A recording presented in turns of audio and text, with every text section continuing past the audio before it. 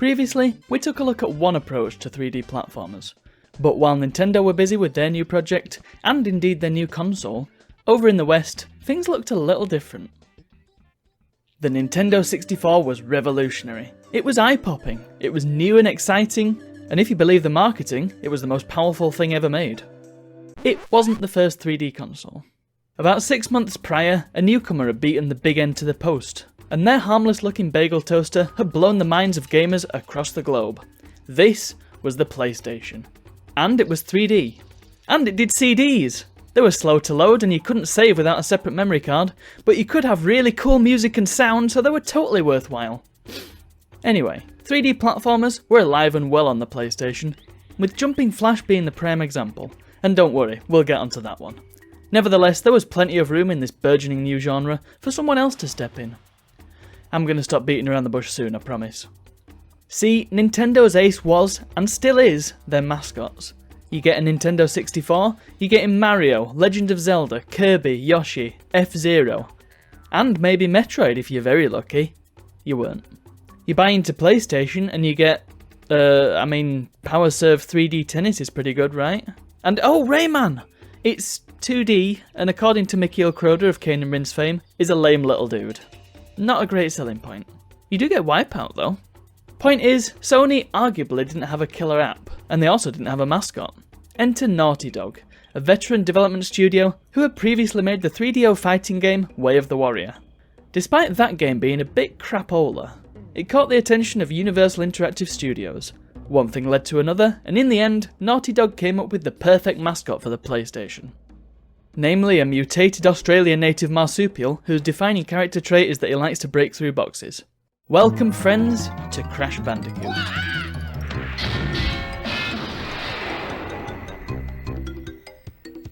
The game's plot sees a mad scientist, submitting the local population to a process of rapid evolution, with a view to building an army and taking over the world. And that is the plot of Fallout. Do you join the Unity, or do you die here? Join. Die! Join. Die!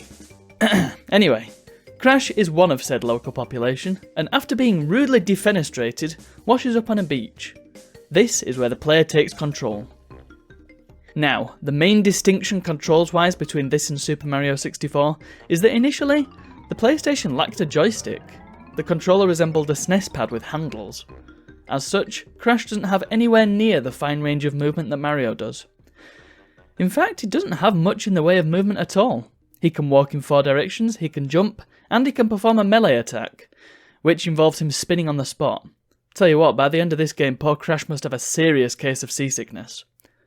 Spinning will smash crates up a tree, and anything that isn't nailed down will be sent flying. Yes, that includes items you can pick up. Yes, that includes lives. The movement isn't the only difference. In fact, Crash is so different that it'd be quicker to list the similarities between the two games. Number 1, they're both 3D. Number 2, they both take a third-person perspective. And number 3, they're both set in cartoony worlds. And there you have it. Rather than use a small number of larger, more open levels, Crash takes the opposite approach. The level design is far more reminiscent of a traditional 2D platformer, and indeed some of the game's levels basically are 2D. Crash moves along a linear path until he reaches the end of the level. Simple as that. The world map is also remarkably similar to that of Super Mario World, and essentially acts as a glorified level select screen. Although not as glorified as it could be. Not to say this is wrong, of course, simply a different way of doing things. Having smaller levels means that each one can have a much higher level of detail overall though. In many ways, the graphical quality of the game far surpasses other 3D games of the time, and that's partly down to the fact that there's just not as much to render. As such, you won't find any 2D enemies masquerading as 3D models. Most of the pickups are still in 2D, though this does afford a level of clarity that would be lost if they were all 3D. Point is, there's a lot of 3D here, and the 2D elements mix in nicely. Like I said, the main goal of each level is simply to get to the end, at which point you'll find a teleporter that'll take you to the next level. But, as ever, there's a lot more to it just under the surface.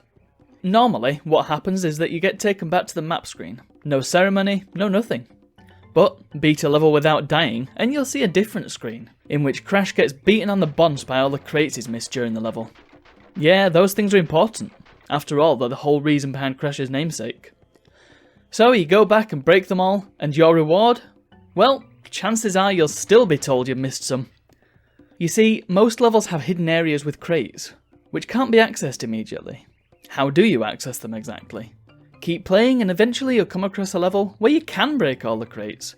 What's that? You broke them all but died halfway through the level? You get nothing! You lose! There's a reason this game has a reputation for being inexplicably difficult. Finally, you run through the level, break all the crates and avoid death long enough to reach the end. And your reward is a gem. I hope it was worth it. Most gems are known as clear gems. They don't do much except contribute to your completion rate. But sometimes you'll collect a coloured gem. These things are your ticket to those hidden areas I talked about. Return to a level with missing crates and hey presto, a new platform has opened up. Aside from those, you can also find keys which open up whole secret levels. But to discuss them, let's just rewind a little. Crates! They come in a variety of styles fit for all your storage needs. I won't bore you with the details. Simply put, they contain stuff. Most of the time you're going to get a bunch of Wumpa Fruit, the snack of choice for your local Bandicoot cum biped. Collect 100 of those, and you guessed it, you get an extra life. Lives can also be found in crates, and let me tell you, this game just hands lives out like there's a 2-for-1 sale on at the crematorium. If it's your first time playing, then you'll see why.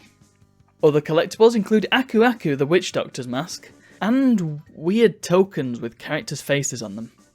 3 of these tokens gives you a free pass to a short bonus round, with the reward of, wait for it, extra lives! And the opportunity to save, a point which I'll get onto soon.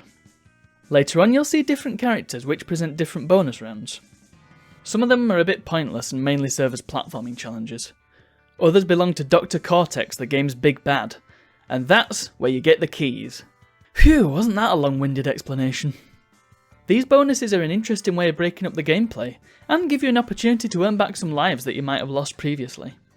However, they don't add to your completion rate at all, so if you're feeling brave enough you can just skip most of them entirely. So why would you even bother at all? Here's the thing, Crash's save system is pretty notoriously terrible. It's not the worst I've seen, but it also leaves a lot to be desired, and can be a bit frustrating. You can save the game after bonus rounds, you can save the game after collecting a gem. And that's it. It might not sound so bad on paper, but consider this. Not all levels have bonus rounds, not all gems are accessible straight away, in fact most of the gems near the start of the game are locked away. And each of these things, you can only do them once per level, meaning you have a finite number of saves in each playthrough. It's therefore seemly that you could clear a whole bunch of levels plus 1 or 2 bosses without even having the opportunity to save. Even when you do hit a bonus level, you then have to get through it, and they can get pretty fiendish. There's a reason this game has a reputation for being unfair at times. Just as a brief aside, some of you may be looking at this game and thinking there are some familiar elements, boxes with question marks on them notwithstanding. And I think I know where Naughty Dog got a lot of their ideas, whether subconsciously or otherwise. If we were to convert this game into a traditional 2D platformer, you may end up with something very similar to a certain SNES game featuring a gorilla.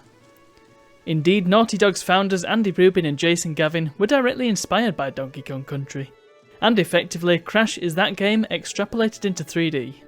Looking deeper, you can see the lineage: fruit as collectibles, wooden storage objects which smash into a million pieces, a melee attack involving turning on an axis, a gross factory level with nasty goop.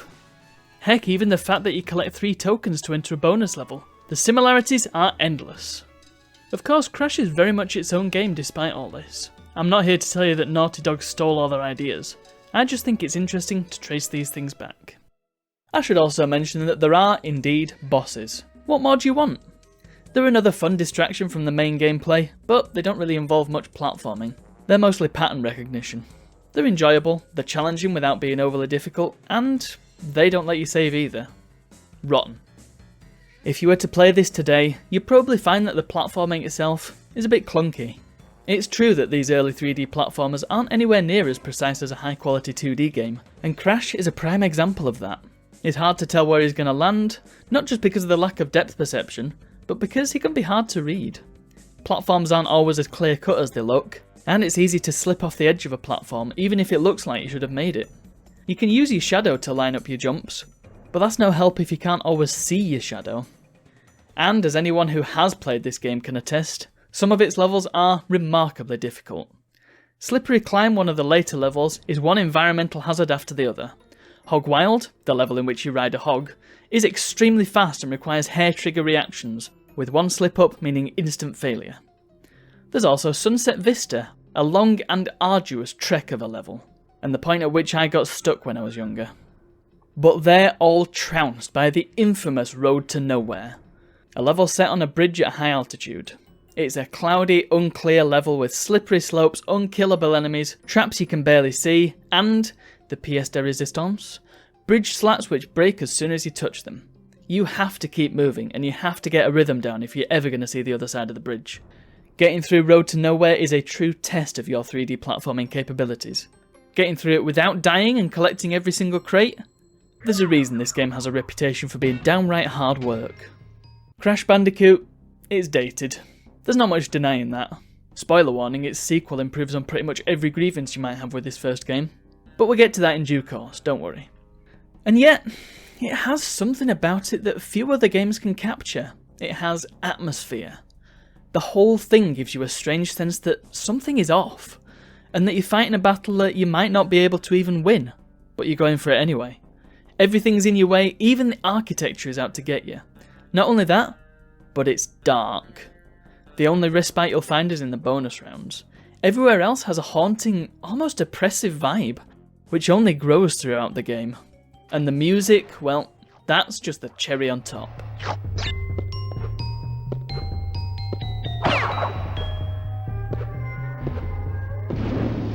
Even the concept is kind of grim. A single individual shunned by his peers, sent insane by isolation, but with the power and means to set up a whole operation in the middle of nowhere and build millions of pounds worth of equipment.